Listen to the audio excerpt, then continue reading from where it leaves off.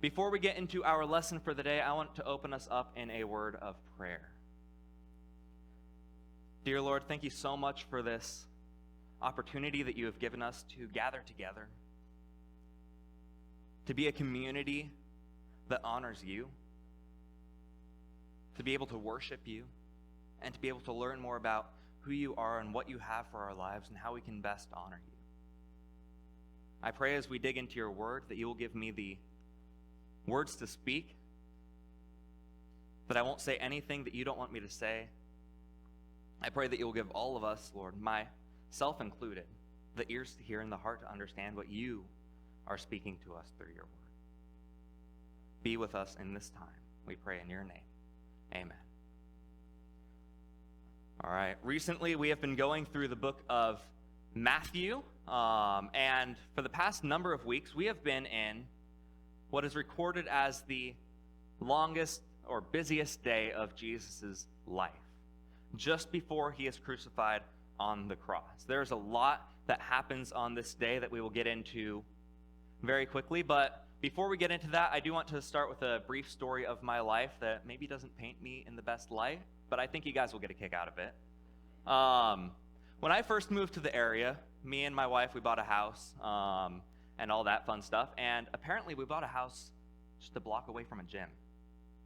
So I thought, we're going to get active, get healthy.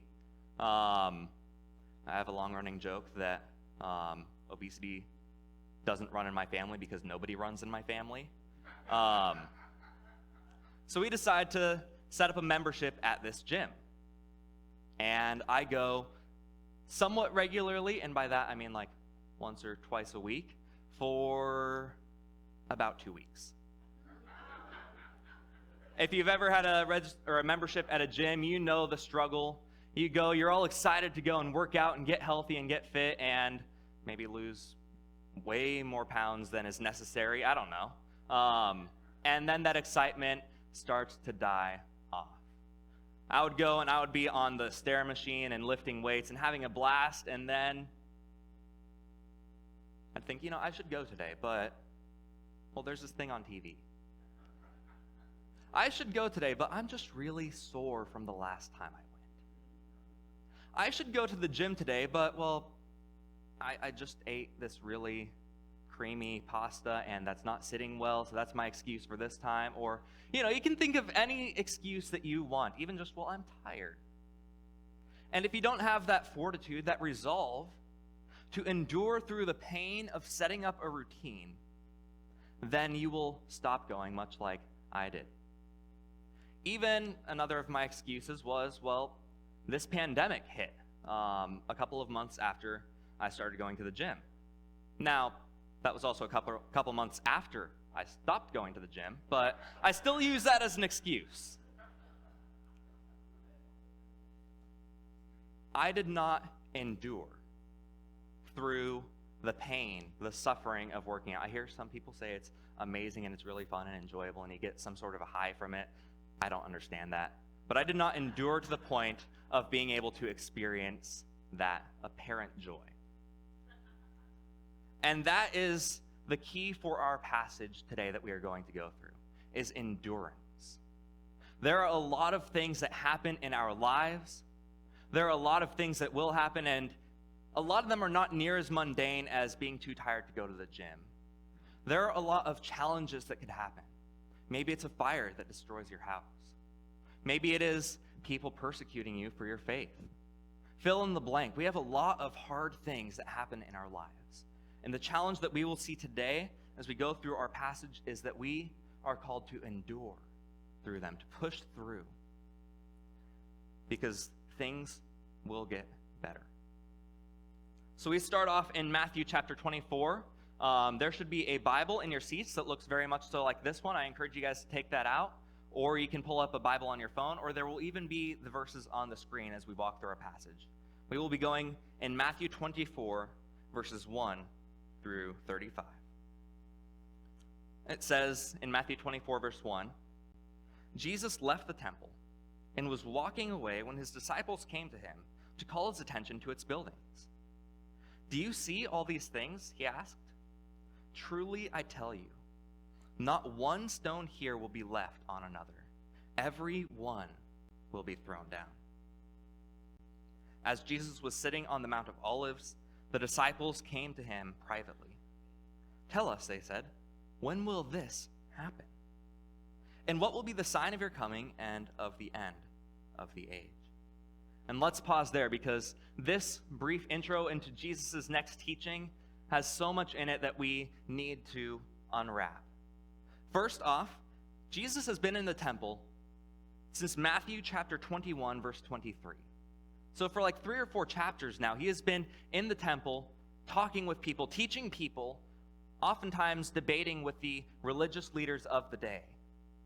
We see the Pharisees coming and confronting him, challenging him, trying to trap him in his words to make him not seem like the promised one from God. We see the Sadducees doing the same, asking questions about the resurrection. We see Jesus even giving some very harsh and strict warnings on the Pharisees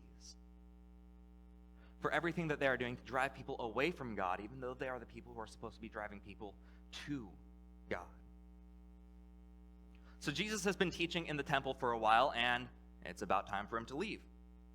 So it says that he left the temple and was walking away with his disciples when they decided to look back and see this temple.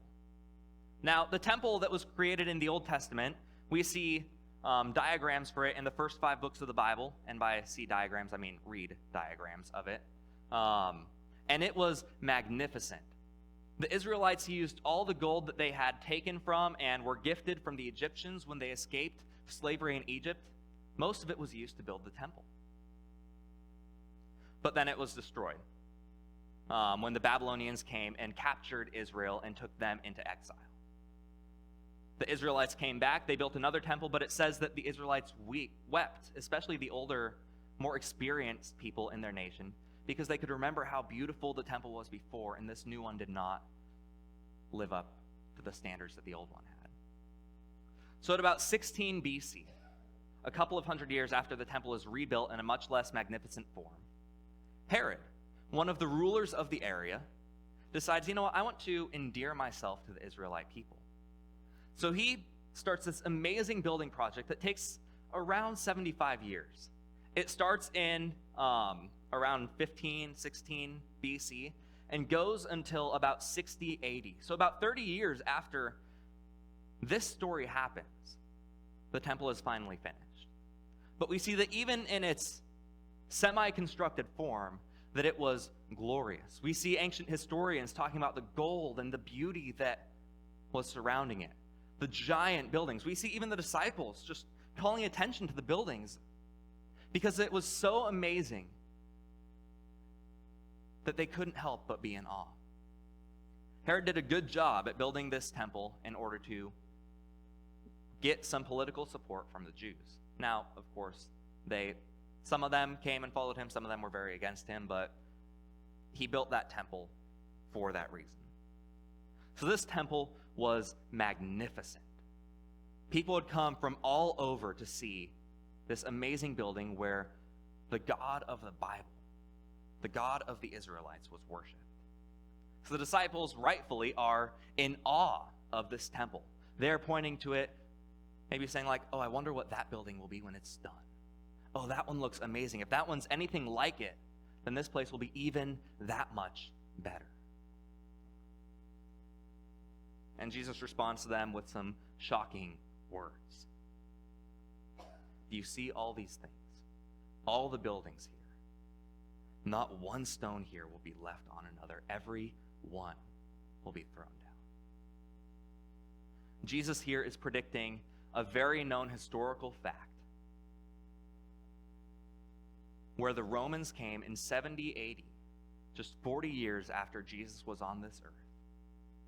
They laid siege to Jerusalem because the Israelites were being rebellious, and they destroyed the temple, so much so that Jesus' words here were fulfilled exactly, that not one stone was left on top of another. This temple was absolutely annihilated. It was desolated, destroyed. We see that the Romans did some terrible things in this time. They had about a 2-year siege of Jerusalem before this. when they finally took over the temple, they slaughtered many people who were worshiping there. They allowed their troops to fornicate inside the temple and dishonor it in that way. And Jerusalem was in such a bad time that it is reported by the Jewish historian Josephus that a woman was even forced to eat her own child. Terrible things happened. So when Jesus says, "Truly I tell you, not one stone here will be left on top of another," the disciples were rightfully shocked. But apparently Jesus just walks out, because in verse 3 we see that he sets up camp at the Mount of Olives, a little bit outside of Jerusalem, and there the disciples decide to ask him this shocking, terrible thing that you told us. When will it happen? And we can't imagine a life without a temple, so we're assuming this is also going to be the end of the world as well. So when will the temple be destroyed? What will be the sign of your coming and the sign of the end of the age? They thought all of this would be the same thing. So Jesus answers them. And before we get into the answer, I want to mention a couple of things. This passage can be pretty confusing and, in a way, controversial. People in churches and pastors and theologians, they all debate endlessly on what Jesus means in this passage, specifically the implications for the end times, when Jesus comes again. And while we will touch up on that, the focus of this passage isn't so much what will happen. The Bible isn't concerned about giving us a roadmap to the end times as much as it is encouraging us to power through in that time. Saying that when all of these terrible things happen, we need to, what's our word again? Endure. So Jesus answers in verse 4. Watch out that no one deceives you. For many will come in my name, claiming, "I am the Messiah," and deceive many. You will hear of wars and rumors of wars.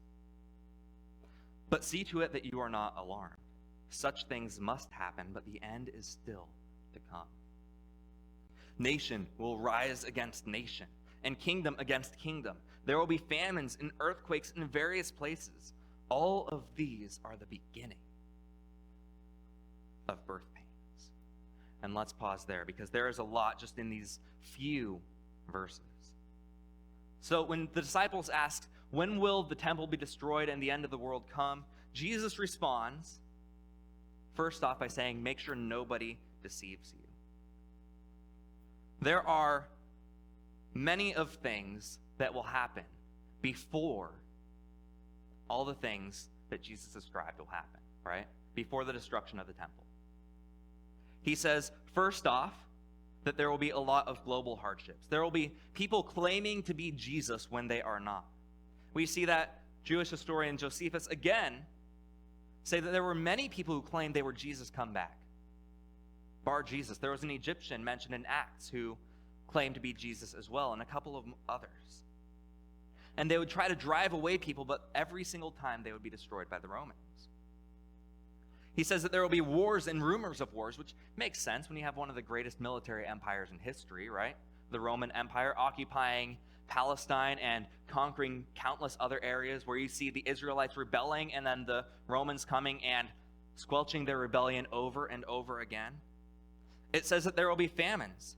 And there's a famine predicted in Acts chapter 11, verse 28, that is actually in our history books as well, under the reign of the Emperor Claudius.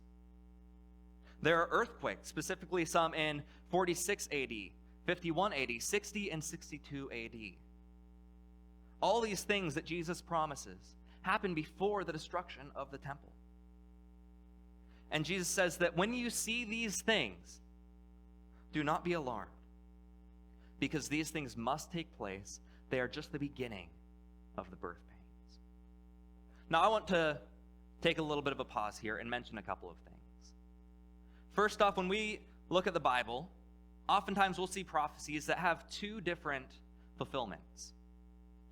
In Isaiah chapter 6, there's promised that there will be a son born who will be called Emmanuel, who will save the nation. And when you look at Isaiah 6, there is a very specific fulfillment to that prophecy a couple of years after the prophecy is given. But then Matthew actually uses that prophecy also to say, yes, that happened in the past, but it also is promising Jesus as well, who would come and be God with us and save the world. So when we look at Matthew chapter 24, we see that there are actually two fulfillments to the prophecies that Jesus is giving.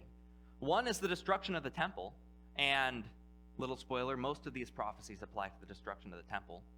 But it also applies to the end times as well, when Jesus comes again and makes everything right with the world. So with that, I want to say, all these things, wars, rumors of wars, famines, earthquakes, persecutions, false messiahs, all these things, Jesus says, are the beginning of the birth pains. People will say, oh, when you see wars happening, that means that Jesus is coming very soon. Is that what Jesus says? No. It's going to keep happening. These are just the beginning. I mean, throughout history, we see wars and rumors of wars, right? Earthquakes, famines, people claiming to be Jesus. But these are just the beginning of the birth pains. After describing the global hardships that people will endure, that Jesus says you need to watch out and push through, he actually describes some church hardships as well. In verses 9 through 14. He says, then you will be handed over to be persecuted and put to death. And you will be hated by all nations because of me. At that time, many will turn away from faith and will betray and hate each other. And many false prophets will appear and deceive many people. Because of the increase of wickedness, the love of most will grow cold. But the one who stands firm to the end will be saved. And this gospel of the kingdom will be preached in the whole world as a testimony to all nations. And then the end will come. So not only are there going to be these more global catastrophes like earthquakes and famines, right? But Jesus promises that those in the church will experience hardships of their own. That there will be persecution. And as we look through the book of Acts, we see this is very much so fulfilled just days and years after Jesus' death. Over and over again, people are persecuted. Saul, being one of the main persecutors of the church as well, who we know, thankfully, became one of the greatest missionaries to the church afterwards. It says that we will be hated by nations because of Jesus. And, I mean, if we look around today, isn't that true? It's not a new development. That's been happening for millennia.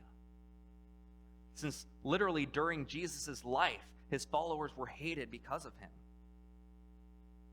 It says, many will turn away from him, and the faith of many will grow cold because of the wickedness on this earth. And again, I say, don't we see that today? The world seems to be getting worse, and what I would say with that is the world has always been bad, right? We have always needed Jesus. But we know that he knows what is going on. He has promised that these things will happen. That the world will be bad. That there will be persecution. That people will fall away. But there's some good news. Stay tuned to the end. There is some good news. And then verse 13, I want us to focus on this. He says, but the one who stands firm to the end will be saved. The one who endures will be saved.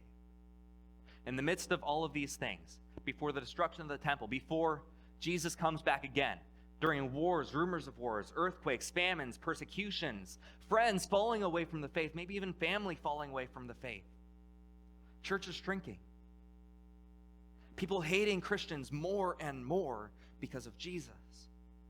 Jesus says to all this, the one who stands firm to the end will be saved. We all know people who have been in the church for a while and then left and never came back, who have fallen away from the faith. Is that going to be you? Or are you going to stand firm, like Jesus says? The one who stands firm to the end will be saved. So we see a lot of things happening, right? False teachers, persecutions.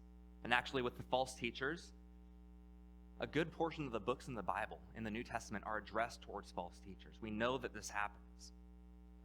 Galatians was written to false teachers. Colossians, 2 Corinthians, 2 Timothy, 2 Peter, 1 John, and Jude all were written to combat people trying to mislead others from Jesus. But the one who stands firm to the end will be saved. The one who does not follow all of those will be saved. The one who follows Jesus in the midst of that will be saved. So we're to endure through hardships, both global and within the church. But we're also, as we keep moving through our passage, we're also supposed to endure through what is called the abomination that causes desolation. Now that's a really weird phrase, right? So let's read the passage that has that in it. Jesus says in Matthew chapter 24, verse 15, so when you see standing in the holy place, that is the holy place of the temple, the abomination that causes desolation, spoken of through the prophet Daniel, let the reader understand. Then let those who are in Judea flee to the mountains. Let no one on the housetop go down to take anything out of the house. Let no one in the field go back to get their cloak. How dreadful it will be in those days for pregnant women and nursing mothers. Pray that your flight will not take place in the winter or on the Sabbath. For then there will be great distress, unequaled from now, or from the beginning of the world until now, and never to be equaled again. That's heavy, right? Who here understands exactly what Jesus is talking about? No, it is crazy. But one thing that I will say is, whenever you see a quote from the Old Testament or a reference to the Old Testament, a very helpful thing to do is to turn to that passage and read it to understand what they're saying. So actually, let's do that. Let's turn to Daniel chapter 9, verse 26, and it'll be up on the screen for you guys. This is what Jesus is referencing. It says, after the 62 sevens, read Daniel if you want to know more about that. The Anointed One will be put to death and will have nothing. The people of the ruler who will come will destroy the city and the sanctuary. The end will come like a flood. War will continue until the end, and desolations have been decreed. He will confirm a covenant with many for 1 7. In the middle of the 7, he will put an end to sacrificing and offering. And at the temple, he will set up an abomination that causes desolation until the end that is decreed is poured out on him. Does that clarify it for anyone? Yeah, prophecies are really fun because no one understands. It is really fun to discuss and talk about. So we will talk about a couple of options that have happened, and I believe all of them have a grain of truth to them. The abomination that causes desolation, what is it? The Jews specifically believed that it was a very specific event in 167 BC. So about 167 before Jesus was born. At this time, the Syrians come in and invade Jerusalem. And their ruler Antiochus Epiphanes, a terrible guy, comes in, he slaughters people, he goes in, he actually destroys the temple to a degree, defaces the sacred things in there, and he even sacrifices a pig on the altar. Now, for us, that might not hit as close to home. But for the Jews, one of the few animals that was the most, actually, let me rephrase that. Pigs were one of the most disgusting animals to the Jews, just far and above anything else. They were seen as disgraceful and unholy. The altar was a place to sacrifice the holy animals. So they sacrificed cows and sheep and goats on it. And to sacrifice a pig, an unholy animal, to a holy God, to the Jews would have been seen as a complete abomination. So Antiochus Epiphanes, he knows this. he comes in and he desecrates the temple by sacrificing this pig on the altar. It's really hard to think of a contemporary analogy for this. To view a little bit of how the Jews thought of pigs, imagine if someone served you a street rat for dinner. Yeah, that's not good, right? That is what the Jews thought of pigs. They thought it was gross, unholy, and not to be eaten. And definitely, if it's any of those, it's definitely not meant to be sacrificed to God. So the abomination that causes desolation. A lot of people think that it is this event. And I would say, to a degree, they're right. Remember, prophecy can have multiple different fulfillments. Just like Jesus is oftentimes the second fulfillment of a lot of the prophecies in the Old Testament, as we looked at Isaiah 6 already. It could also very much so be talking about the destruction of the temple. We see in Daniel chapter 9, most of the images here are that wars will be continued, right? That there will be an end to sacrifices and offering. That he'll set up an abomination of desolation. The words here used, and it also says in verse 26, that they will destroy the city and the sanctuary. The words here used are talked about war and destruction of the temple. So when we see the abomination of desolation, we need to look back, right? And see, what is it talking about? And it could very well be talking about the Romans coming in 70 AD and destroying the temple, just like they did. But, as we said, it could also be talking about the end times as well. And I know this is really confusing, right? Is everyone following? Yeah? Yeah? All right, so let's keep moving on, because there are some really important things that we still have to get to here. Because Jesus says that these things will be so terrible that you will need to escape immediately. He says, if you're pregnant, well, that's just going to be extremely hard. Pray that you're not pregnant when you have to run, because running at 9 months pregnant, I'm assuming is hard. I've never been 9 months pregnant, so I don't know. He says, pray that it doesn't happen on the Sabbath when you're not supposed to be traveling. Pray that it doesn't happen when it's snowing, because you don't want to run through snow. It's going to be that bad. And he says that the distress that happens at this time will be unequaled from the beginning of the world until now, and never to be equaled again. So it could be talking about the destruction of the temple, right? But it could also be coming at the end times as well, where there will be nothing equaled after it, where the destruction will be like nothing the world has ever seen or will ever see. But we continue on in verse 22. Jesus says, if those days had not been cut short, no one would survive. But for the sake of the elect, those days will be shortened. At that time, if anyone says to you, look, here is the Messiah, or there he is, do not believe it. For false messiahs and false prophets will appear and perform great signs and wonders to deceive, if possible, even the elect. See, I have told you ahead of time. So if anyone tells you, there he is out in the wilderness, do not go out. Or here he is in the inner rooms, do not believe it. For as lightning that comes from the east is visible even in the west, so will be the coming of the Son of Man. Wherever there is a carcass, there the vultures will gather. And let's pause there for a little bit. Not only do we have to endure through hardships, right? Both global and in the church. Not only do we have to endure through the abomination that causes desolation, but we also have to endure through deceit. Because Jesus says there will be many people trying to lead the church astray, who will say, Jesus came back, I saw him, and you guys missed him. Or hey, guess what? Jesus is coming back at the end of the fourth blood moon. We don't know. So Jesus debunks all of this.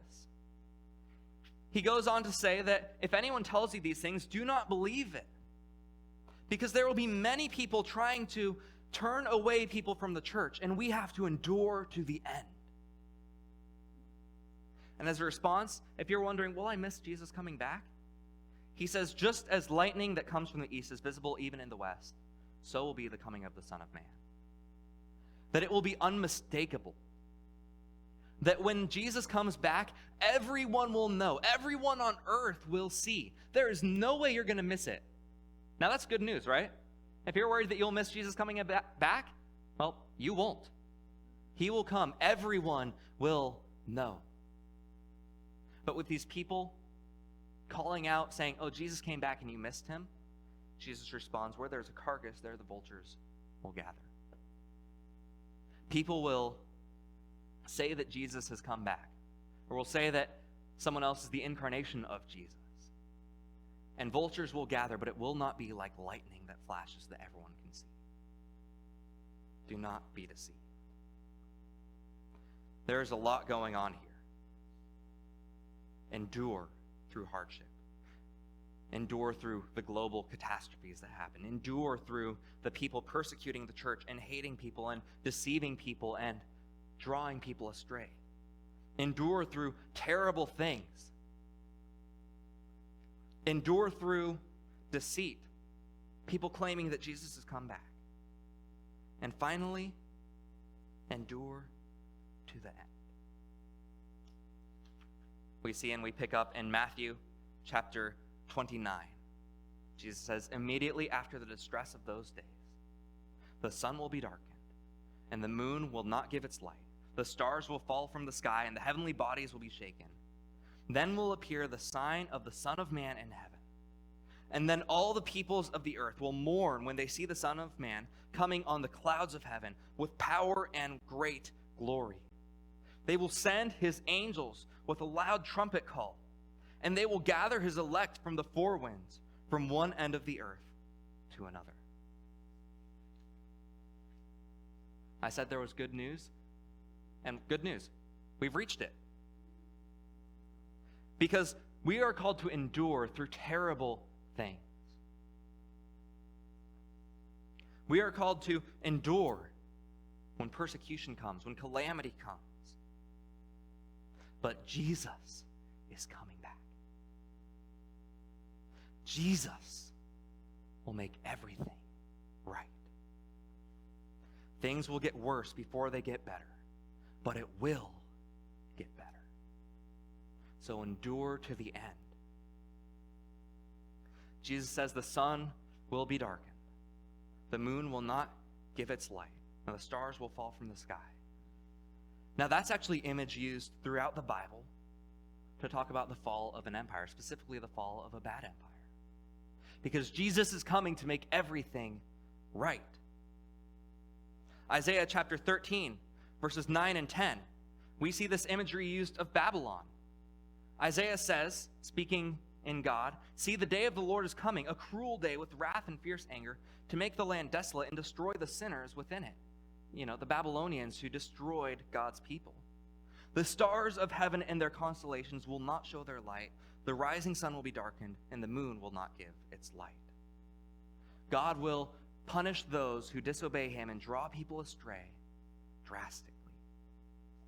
Isaiah 34:4, talking about the nation of Edom, says, all the stars in the sky will be dissolved, and the heavens rolled up like a scroll. All the starry host will fall like withered leaves from the vine, like shriveled figs from the fig tree. Edom, who tormented Israel, will be destroyed as well. It says also in Ezekiel chapter 32, verses 7 through 8, when I snuff you out, I will cover the heavens and darken their stars. I will cover the sun with a cloud, and the moon will not give its light. All the lights shining in the heavens I will darken over you. I will bring darkness over your land, declares the sovereign Lord. And who is he saying this to? In Ezekiel, it's Egypt, who is mistreating God's people as well. When people mistreat those who are God's, when people mistreat those who are his possession, when people mistreat us, the Bible says that God will bring justice, that God will make everything right, that he will punish those who do evil and bring justice to those who do good. The sun will be darkened. When these terrible things happen, God will make things right. And beyond that, he will come to collect you. He will take you out of the things that are bad and bring you to the things that are good.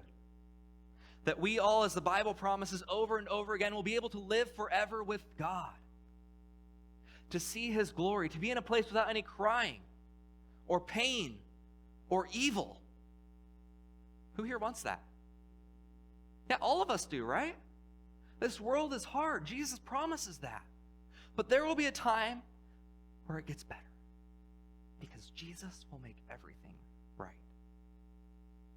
The one who endures to the end will be saved. So Jesus finishes out our passage in verses 32 through 35. Now learn this lesson from the fig tree. As soon as its twigs get tender and its leaves come out, you know that the summer is near. Even so, when you see all these things, you know that it is near, right at the door. Truly, I tell you, this generation will certainly not pass away until all these things have happened.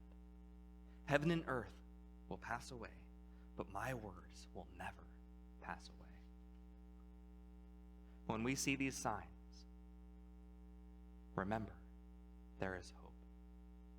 When we see hardships, when we see persecution, when we see natural disasters, remember, Jesus is coming soon. Might not feel that way. Oftentimes it might not feel that way, but Jesus is coming back. He makes a statement at the end that this generation will not pass away until all these things have come to pass. I believe that, again, is talking about the destruction of the temple in 70 AD. Because Jesus, this was about 33 AD. The destruction of the temple was in 70 AD. The Jews' generation was about 40 years. The math is almost perfect there. But remember, this is a sign of what is to happen in the end as well. That Jesus is coming soon. That when we see these terrible things happen, we know that he is right around the corner.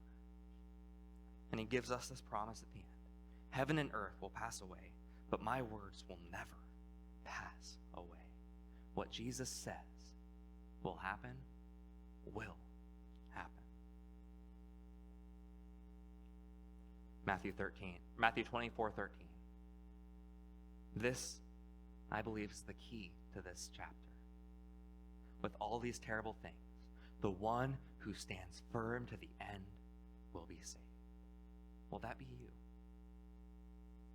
When terrible things happen, will you persevere? I want to end a little bit of a spoiler because we're turning to the very last few verses of the book of Matthew here.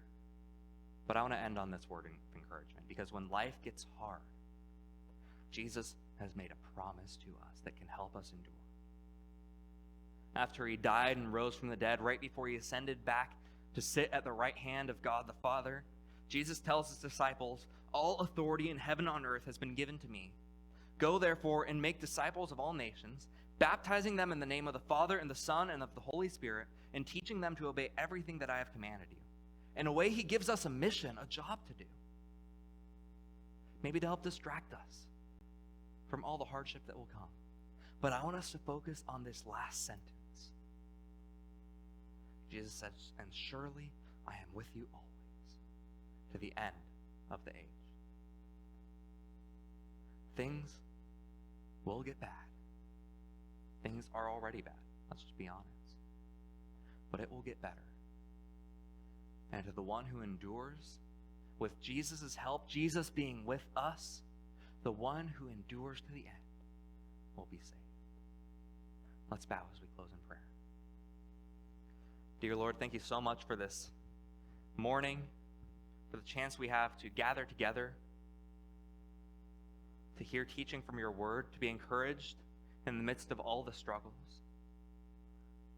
I pray for everyone here and everyone watching online.